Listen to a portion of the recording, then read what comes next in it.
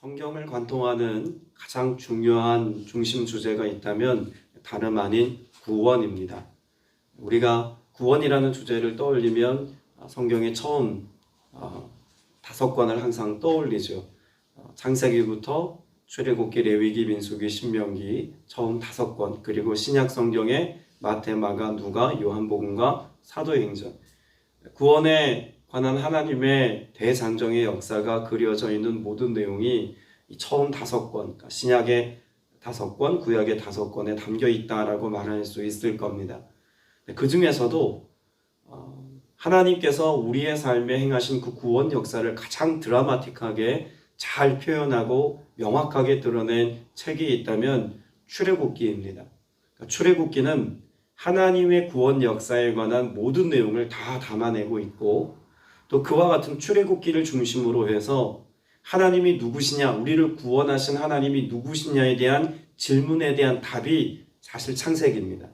창세기에서는 하나님이 어떤 하나님이신지에 관한 메시지가 더 많이 기록되어져 있죠.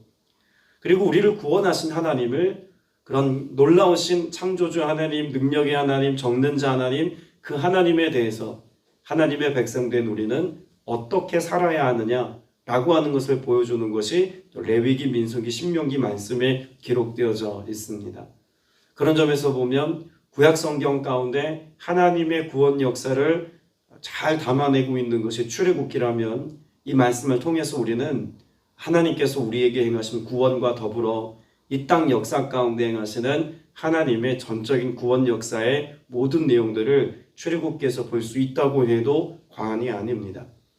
그런 점에서 출애굽기 내용을 여러분이 보실 때 단지 이스라엘 백성들이 애굽을 탈출하였다라고 하는 탈출기로서가 아니라 하나님이 우리 인간의 삶에 개입하셔서 그 역사를 주관하시고 구원하시고 인도하시기까지 우리에게 행하신 하나님의 일들을 여러분의 삶에 깊이 묵상할 수 있는 은혜가 있게 되시길 축복합니다. 창세기 50장 말씀, 그러니까 출애굽기가 시작되어지기 바로 직전인 50장 말씀에서 하나님의 구원 역사의 주체가 누구인지를 명확하게 보여주는 구절이 50장 25절, 26절입니다. 창세기 50장 25절, 26절 말씀을 같이 읽어봅니다. 시작. 요셉이 또 이스라엘 자손에게 맹세시켜 이르기를 하나님이 반드시 당신들을 돌보시리니 당신들은 여기서 내 해골을 메고 올라가겠다 하라 하였더라. 요셉이 120세의 죽음에 그들이 그의 몸에 향재료를 넣고 애굽에서 입관하였더라. 창세기 맨 마지막에 등장하는 요셉이라는 인물은 이스라엘 백성들의 삶을 보호해주고 지탱해주고 책임져줄 위대한 인물로 등장하죠. 그런데 창세기 50장의 맨 마지막에 그의 입관을 알리고 있는 이 내용은 아무리 탁월하고 능력 있는 사람이라 할지라도 그 백성과 그 민족의 역사를 책임져줄 이는 되지 못한다라고 하는 것을 분명히 서술하고 있는 겁니다. 누가 나를 지키고 누가 나를 보호하며 누가 우리의 가정과 역사를 주관한다라고 말하고 싶어서 이 내용을 기록하고 있는 걸까요? 하나님입니다. 하나님께서 이스라엘 백성들을 돌보시리라 라고 하는 25절의 이 말씀은 앞선 말씀에도 기록된 내용이죠. 20절 말씀에도 보면 당신들은 나를 해하려 하였으나 하나님은 그것을 선으로 바꾸사 오늘과 같이 많은 백성의 생명을 뭐 하시려 한다고요? 구원하시려 하셨다라고 고백합니다. 구원 역사는 철저히 하나님에 의해서 시작된다는 것입니다. 그리고 그 하나님의 백성들을 구원하시기만 한 것이 아니라 하나님은 하나님의 백성들을 뭐 하시겠다고 말씀하시나요? 이제 출애굽의 역사를 통해서 그들의 삶을 얼마나 신실하게 인도해 가시는지를 선명하게 말씀해 주고 있는 것입니다. 출애굽기 1장 1절 말씀에 보면 야곱과 함께 각각 자기 가족을 데리고 애굽에 이른 이스라엘 아들들의 이름은 이러하니라고 말하면서 2절부터는 야곱의 아들들의 이름이 기록되어져 있죠. 자, 출애굽기는 무엇에 관한 메시지라고요? 구원에 관한 메시지입니다. 근데 구원받을 대상이 되어지는 사람들의 이름이 처음 언급되는 것이 야곱과 그 가족들의 이름인데, 특별히 야곱의 아들들, 요셉의 형제들의 이름이 쭉 거론되어져 있습니다만 사실 이들은 나중에 어떤 역할을 하게 될까요? 지파를 이루는 지파의 대명사가 됩니다. 그래서 각각의 이름이 각 지파의 이름이 되죠. 그러면 지금 우리는 한 가지 사실을 알 수 있습니다. 야곱의 아들들이 곧 이스라엘 민족이 된다는 것입니다. 나라가 된다는 이야기죠. 그 아들들을 기반으로 해서 나라가 된다는 이야기입니다. 그런데 이 나라가 되어질 이 야곱의 아들들이 애초에 어떤 모습을 보여주었습니까? 너무나 인격적이지 못한 모습들을 보여준 인물들 아닙니까? 요셉을 형제임에도 불구하고 내다 팔았고 거짓으로 아버지를 속이고 또 애굽에 와서도 끝까지 요셉에 대한 두려움의 마음을 감추고 어떻게든 자기 목숨을 지키기 위해서 온갖 수단과 거짓을 동원하는 그런 모습들을 보여줍니다. 그런 연약한 모습이 창세기 후반부 말씀에 기록되어져 있는데 출애굽기에 하나님의 거룩한 나라가 되게 할 이들의 모습의 이름을 제일 먼저 기록한 이유가 있다면 무엇일까요? 그것은 하나님의 구원 역사를 통해 구원받는 자들이 애초에 자격 없는 자들임을 시사해주고 가르쳐주는 말씀입니다. 복음서 말씀도 마찬가지 아닙니까? 주님이 우리를 구원하실 때 우리가 구원받을 만한 자격이 있어서 우리를 불러주신 것이 아니라는 이야기입니다. 우리가 언제 부름받았습니까? 우리가 아직 죄인 되었을 때 우리가 부름받았습니다. 자격이 없다는 이야기죠. 구원받을 만한 자격이 없는 우리를 하나님께서 전적으로 구원하신 것은 무엇을 우리에게 베푸시는 하나님의 역사일까요? 은혜입니다. 출애굽의 역사는 그래서 전적인 하나님의 은혜에 관한 스토리이기도 합니다. 우리가 구원받고 하나님의 자녀라 인정받아서 그래서 성령으로 인도함을 받고 살아가는 모든 역사가 은혜인 것처럼 출애굽의 모든 역사는 자격 없는 자들을 하나님께서 그의 나라와 그의 백성과 그의 소유가 되게 해주셔서 그들의 삶을 얼만큼까지 책임져 주시고 보호해 주시는지를 분명히 말씀해 주고 있습니다. 여러분, 출애굽의 주 무대가 되는 장소가 있습니다. 출애굽기 주 무대가 되는 장소는 어디죠? 광야입니다. 길이 없는 곳이죠. 여러분, 출애굽기를 영어로 표기할 때는 라틴어의 의미를 따서 엑소더스라고 씁니다. 근데 엑소더스라고 하는 라틴어의 원래 의미는 무슨 뜻일까요? 길 밖에서라는 뜻입니다. 여러분, 지금 출애굽기는 애굽이라고 하는 그 길을 관통해서 길이 없는 곳으로 가는 여정입니다. 길이 없는 곳이 광야 아닙니까? 주 무대가 광야예요. 그런데 그 광야에서 그들이 마치 길이 있는 것처럼 살아갑니다. 어떻게 해요? 불기둥과 구름기둥이 그 광야를 지나는 내내 하나님의 보호하심과 인도하심 속에서 그들을 주관하지 않습니까? 그럼 길 밖에서라고 하는 의미는 우리에게 무엇을 가르쳐 주는 걸까요? 사람이 만들어 놓은 길을 가는 것이 구원의 역사가 아니라 길이 없는 그곳에서 하나님께서 우리의 삶의 길이 되시고 진리가 되시고 생명 되심을 경험하는 것. 그 예수 그리스도께서 자신을 길이요 진리요 생명이라고 말씀하신 바로 그 역사가 출애굽의 역사 속에서 고스란히 반영되어 있다는 것도 우리는 알 수가 있는 것입니다. 우리가 내일을 생각하고 또 두려워할 만한 막연한 우리의 상황들을 생각해 보면 마치 길이 없는 것처럼 보일 때도 있습니다. 내 노후를 생각하면 길이 없는 것처럼 보이는 분도 계실 수 있고, 자녀들의 인생을 생각해 보면 역시 길이 없는 것처럼 보이는 것 같기도 하고, 또 우리의 가정뿐만 아니라 때로는 교회가, 때로는 우리나라가 그렇게 길이 없는 어떤 상황 가운데 놓여 있는 것처럼 보여지기도 합니다. 우리 눈에 보이는 길은 없을 수 있어요. 그러나 누가 길 되어주시겠다고 말씀합니까? 예수 그리스도께서 우리의 길 되어주시겠다고 말씀하신 것이고, 이것은 구약의 출애굽 역사 속에서 하나님이 그 백성을 출애굽시키고 광야를 인도하시는 모습 속에 고스란히 담겨 있다는 이야기입니다.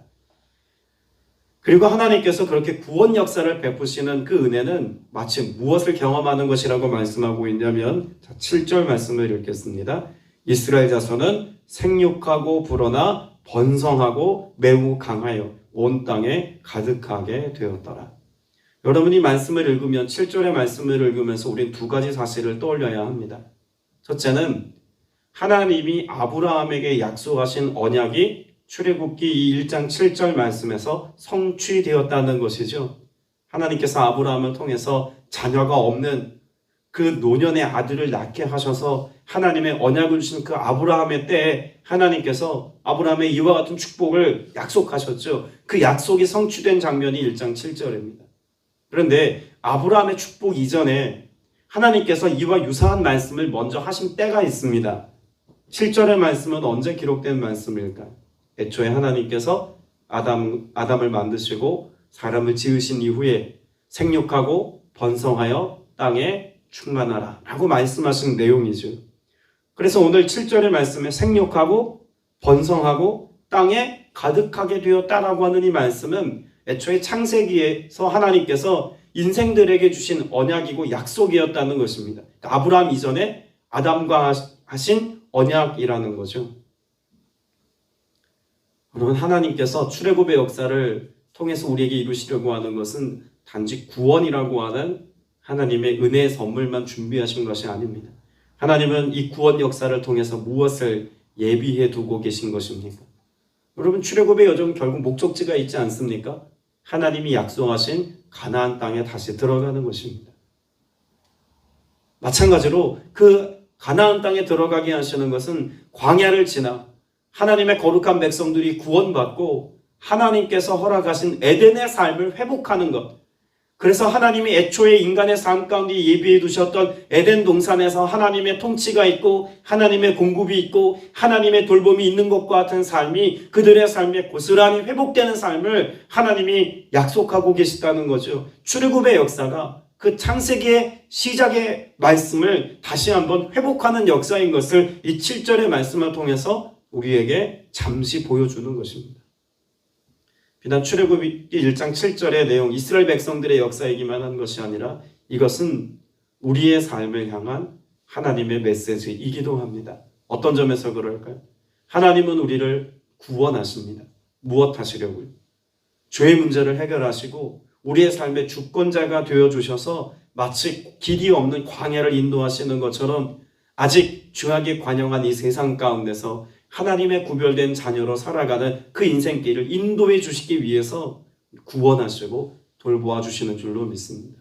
그리고 결국 우리의 삶은 어디에 도달하는 것입니까? 이 땅에 유한한 삶을 마치고 영원한 본향, 그 천국의 삶을 소망하며 꿈꾸며 살아가는 우리에게 에덴의 삶을 하나님께서 예비해 두신 것처럼 영원한 하나님의 나라를 예비하고 있다는 사실을 우리가 믿고 살아가는 것이 구원 여정의 스토리 아니겠습니까?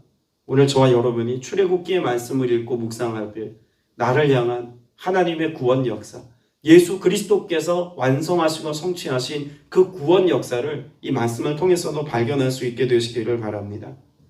자, 그런데 이 구원받은 백성들이 살아갈 삶의 방식은 어떠한 것이어야 하는가라고 하는 것을 1장에서 잘 설명해 주고 있는 내용이 있습니다.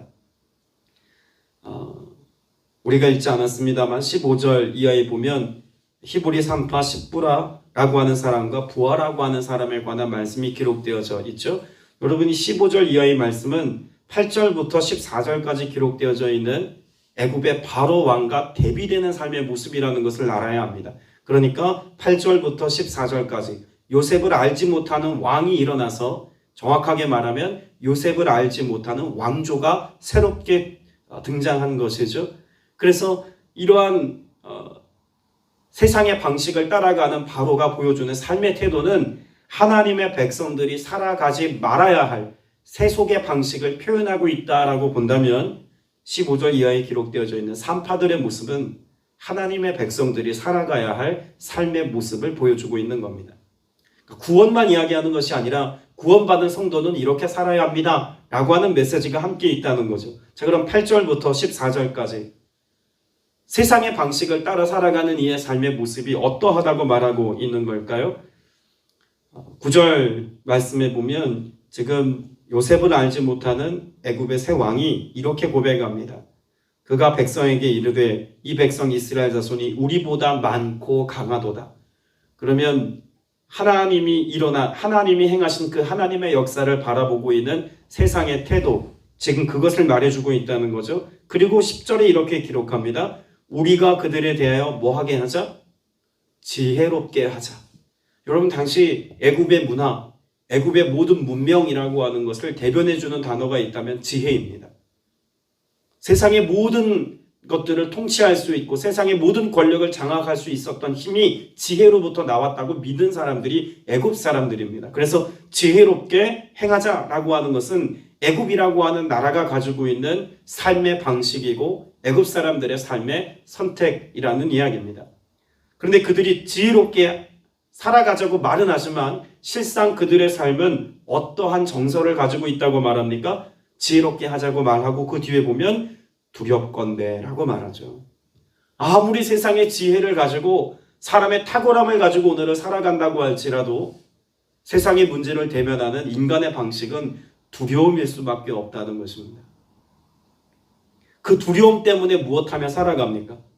뒤에 보면 그들과 어떻게 하면 이들을 적으로 만들지 않을까라고 하는 생각이 이들을 더욱더 박해합니다. 학대합니다.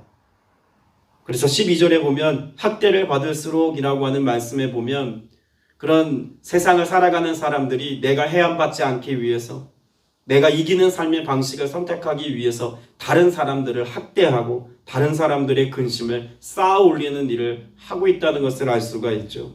심지어 그들의 노동을 극도의 어려운 수준까지 올려놓습니다. 14절에 보면 괴롭게 하니라고 하는 말씀과 더불어서 어떤 일들을 맡겼다고 기록합니까? 흙이기와 벽돌 굽기와 농사의 여러 가지 일이라. 고센 땅에 살고 있었던 이스라엘 백성들은 다 어떤 일에 종사하는 사람들이었죠? 목축업에 종사하는 사람들이었습니다. 근데 그들이 원래 하던 목축업도 하고 더불어 어떤 일도 겸하여 시킨 것이냐면 벽돌을 굽고 흙을 이기는 일과 농사일까지 겸하여 다 하게 했다는 이야기입니다. 그래서 그들의 노동력을 착취해서 결국 만들어낸 게 무엇입니까? 그것 가지고 뭘 건축했다고 말하죠? 11절 말씀에 보면 국고성 비돔과 라암셋을 건축했다고 말합니다. 자, 우리는 창세기 말씀에서 이 라암셋이 어떤 지명이고 여기 만든 국고성의 의미가 무엇인지 우리는 이미 보았습니다. 라암셋이 어디죠? 고센 땅이죠. 여기다가 결국 국고성을 만들었다는 것은 국가의 재정을 여기다가 다 가져다 놓는 일을 지금 하고 있다는 것 아닙니까? 여러분, 지금 세상의 방식은요, 그렇게 창고를 짓고 국고성을 만들고 여기다 내 것을 잔뜩 쌓아놓는 일을 하는 것이 세상의 방식입니다. 그런데 결국 하나님이 이루신 일은 무엇입니까?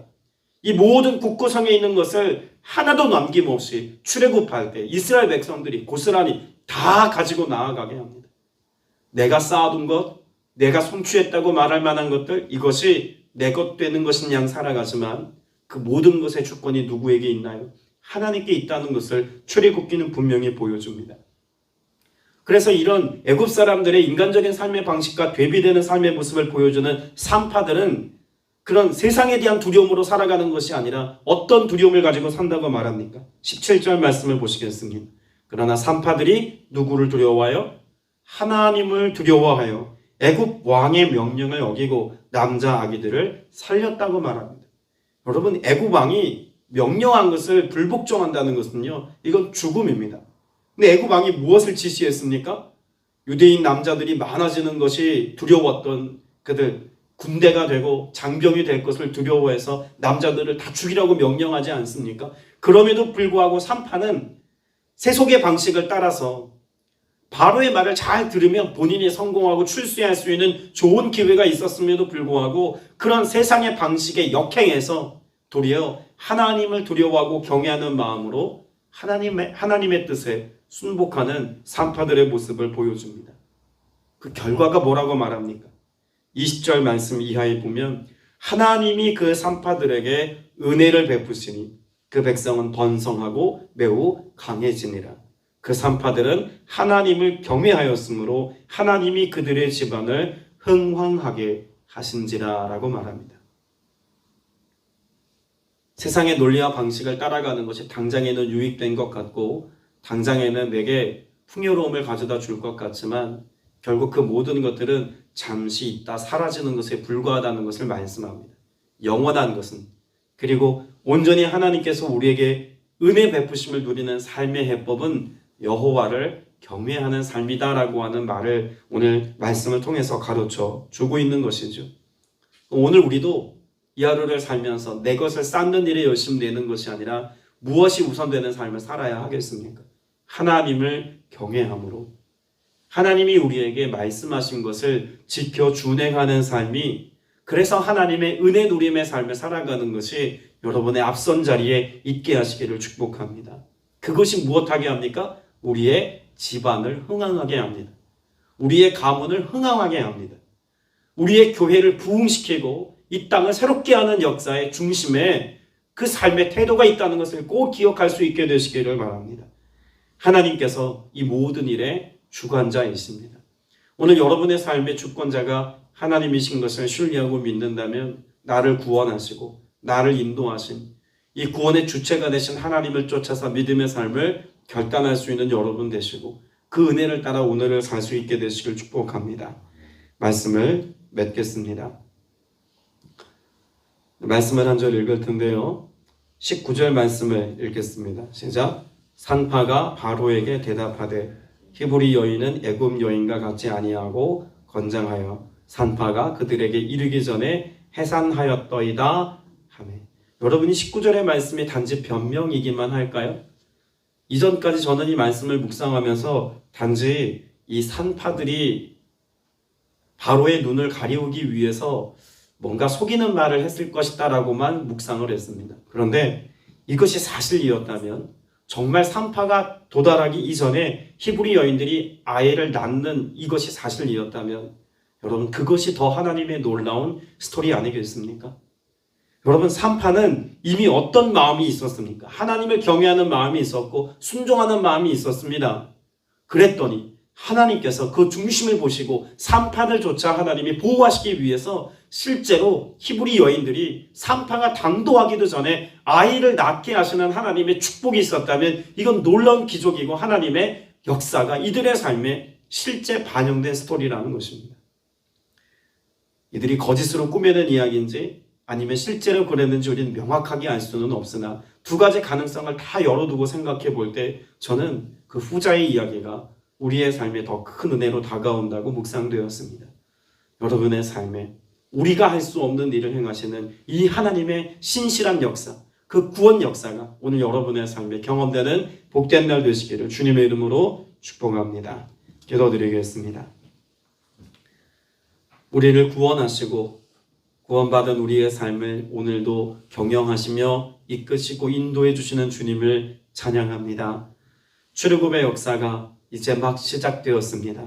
오늘 우리의 삶에 우리를 구원하신 하나님의 구원 역사를 다시 한번 되새기고 내 삶의 이유와 목적을 돌아볼 수 있는 복된 날로 삼을 수 있기를 간절히 사모하오니 오늘 여기 예배한 모든 지체들이 하나님의 목적에 합당한 삶을 살아가게 하시고 부르심에 순복하는 삶을 살게 하시며 우리를 구원하신 주님을 위하여 여전히 길이 없어 보이는 인생길에서도 주님의 뜻을 성취하며 이루며 살아가는 복된 주의 권속들이 다 되게 하여 주옵소서.